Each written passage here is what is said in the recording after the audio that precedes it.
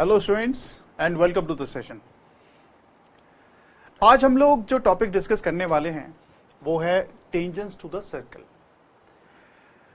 वैसे ये topic class 10 के बच्चों के लिए ज़्यादा इफेक्टिव है, बट क्लास 11 के बच्चे भी इसे देख सकते हैं। कुछ कॉन्सेप्ट्स हैं जो आप अपने 11th वाले टॉपिक में भी यूज़ कर सकते हैं, किसी भी सर्कल के कॉन्सेप्ट में यूज़ कर सकते हैं, राइट, कोऑर्डिनेट ज्योमेट्री में। तो ये एक एनटीएससी लेवल का क्वेश्चन है और इसमें टेंजेंट्स टू द सर्कल जब हम कह रहे हैं तो यहाँ पे basically we are talking about plane geometry. तो जो हमारा क्लास 10 में एक टॉपिक है टेंजेंट्स टू द सर्कल, उसी का एक थ्योरम यूज हो रहा है यहाँ पे, और कुछ ट्रिगो के कुछ रेशियोज भी हम लोग यूज करेंगे। सो यहाँ पे दो चीजें यूज होंगी। तो जो भी हमारे रिक्विजिट्स हैं या रिक्वायरमेंट्स हैं वो एक बार हम देख लेते हैं, क्या क्या रिक्वायरमेंट्स इस पर्टिकुलर को सॉल्व करने में है। ठीक है, let's understand what are the requirements we have, है ना बेटा। दोनों रिक्वायरमेंट्स को समझने की कोशिश करते हैं, राइट। एक तो ये रिक्वायरमेंट बहुत इंपॉर्टेंट है बेटा, एक सर्कल अगर होता है, आप लोगों को पता होगा, सर्कल में ये जो टेंजेंट होता है इसे हम टेंजेंट कहते हैं बेटा। ये हमेशा रेडियस के परपेंडिकुलर होगा eight the point of contact, right. This is always, अगर हम चाहे तो ये हम कहते हैं कि जो टेंजेंट है रेडियस, ठीक है, perpendicular to the tangent, right, through the point of at the point of contact. तो ये आपका पॉइंट ऑफ कॉन्टैक्ट है। Maybe diameter also, we call this as diameter also, right. इसे हम डायमीटर भी कह सकते हैं बेटा, है ना, ऐसे, ठीक है। नाउ एक रिक्वायरमेंट और है, ट्रिगो की रिक्वायरमेंट है बेटा। अगर मेरे पास एक राइट एंगल ट्राइंगल है बच्चे, है ना, ऐसा कुछ राइट एंगल ट्राइंगल है जो मेरे पास ए है, ये मेरा बी है बेटा, ये मेरा सी है, ये मेरा थीटा है, राइट। ये परपेंडिकुलर, ये हाइट, ये बेस, समझ रहे, ऐसे।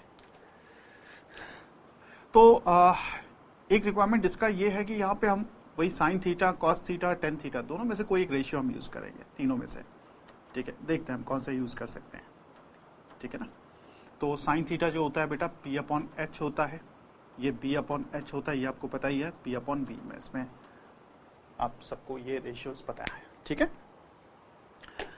एक बार क्वेश्चन को समझते हैं, क्वेश्चन को एक बार डायग्राम बनाते हैं, उसके बाद इस क्वेश्चन को मतलब सॉल्व करने की कोशिश करेंगे, ठीक है। अब देखिए यहाँ पे एक सर्कल है मेरे पास, सर्कल को समझने की कोशिश करते हैं। ये सर्कल है मेरे पास, राइट, ये एक मेरा सर्कल है, ठीक है। And PR is the diameter of that circle, ठीक है बेटा। एंड PQ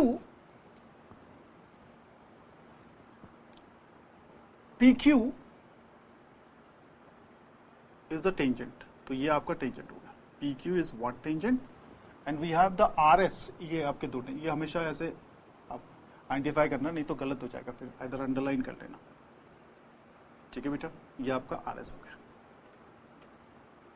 है ना। This is what we have, fine. Also they are saying that कि PS एंड RQ, मतलब ये PS कैसे हो रहा है, डायग्राम समझ रहे हो बेटा, ये हमेशा इंटरसेक्ट करते हैं एक सर्कमफरेंस पे, मतलब सर्कल के on the circle, circumference on the circle पे। तो इसका मतलब ये हुआ कि आप यहां पे इसे इंटरसेक्ट करवा रहे हैं, ठीक है। तो ये आपका X आ गया बेटा। इस क्वेश्चन को समझने की कोशिश करते हैं, क्या क्या चीजें इसमें इन्वॉल्व है। डायग्राम तो बन गया, ठीक है, एक बार समझते हैं। एक तो आप देख सकते हैं ये, क्योंकि ये टेंजेंट है और ये आपका रेडियस, ये डायमीटर है, ऑब्वियसली ये 90 डिग्री होगा अकॉर्डिंग टू दिस प्रॉपर्टी। ये भी आपका 90 डिग्री होगा according to this property, right, समझ होंगे आप लोग।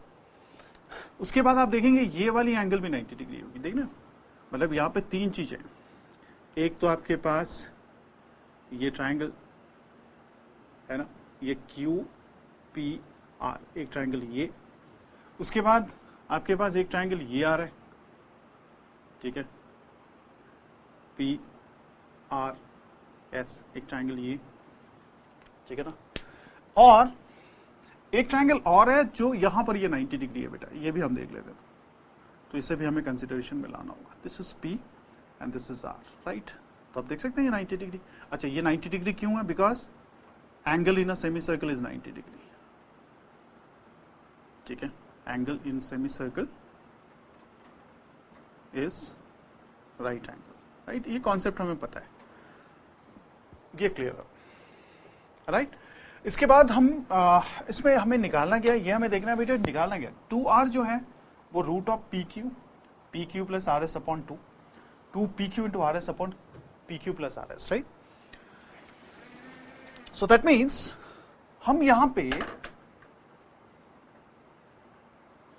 कुछ ट्रायंगल्स कंसिडर करते हैं, ठीक है ना. अच्छा, एक काम करते हैं, because this is 90, so we can do one thing. हम इस वाले एंगल को थीटा मान ले सपोज, ठीक है. तो ये ऑटोमेटिकली, क्योंकि ये 90 है तो 90 माइनस थीटा हो जाएगा, राइट. क्योंकि ये 90, ये थीटा ले लिया तो 90 माइनस थीटा हो गया. इसका मतलब मैं इसे ऐसा कुछ ले लेता हूं, थीटा, इसे मैं ले लेता हूं 90 माइनस थीटा, राइट. तो हम तीनों को यूज कर रहे हैं. बेसिकली ये 90 डिग्री है तो ऑब्वियसली हम तीनों ट्रायंगल को डायरेक्टली हम यूज कर रहे हैं, बट हमें हमारी जो कैलकुलेशंस है वो इन दोनों ट्रायंगल से होंगी. तो आप देखेंगे यहां पे इस वाले ट्रायंगल को अगर हम कंसीडर करते हैं तो ये मेरा Q P divided by P R is equal to 90 minus theta, ठीक है. जो मेरे पास Q P upon P R है, ये आ गया बेटा कॉट थीटा, है ना, राइट. कॉट थीटा आ गया. तो ये मेरा इक्वेशन नंबर 1 ले लेते हैं. सिमिलरली ये वाली ट्रायंगल कंसीडर करते हैं, S R upon P R is equal to tan theta, है ना. क्योंकि 90 माइनस थीटा था तो 90 minus theta is cot theta, that is what the complementary ratios. इसी तरह से कॉट थीटा हो गया बेटा ये, राइट. अच्छा, इसके बाद हम लोग यहां पे इनको मल्टीप्लाई करते हैं, 1 इंटू 2 करते हैं, ठीक है ना. तो क्यू पी, तो ये आपका Q P upon P R into S R upon P R, right. ये आपका cot theta into tan theta. So cot theta into tan theta is always 1, ये हमें पता है, राइट. इसका मतलब हुआ Q P into S R is equal to cot theta is 1, so we can write it is equal to 1. So P R को हम multiply करते हैं तो पी आर स्क्वायर बन जाता है. सो ये जो पी आर होता है ये under root of Q P into S R बन गया बेटा, ठीक है. तो ये आपके पास कुछ ऐसा बन जाता है, Q P into S are, ठीक है ना. आप देख रहे हैं, that is P Q into R S. तो एक ही बात है. तो यहाँ पे इस क्वेश्चन को समझने का यही तरीका है. तीनों ट्रायंगल को अलग अलग कर दिया हमने, ठीक है. बहुत सारे कॉन्सेप्ट यहाँ यूज हो गए, आप देख रहे हैं. सो अल्टीमेटली जाके P R is coming out to be Q P into S R and the option A is correct. The option A is correct बेटा, right. So I hope you understood this concept. God bless you.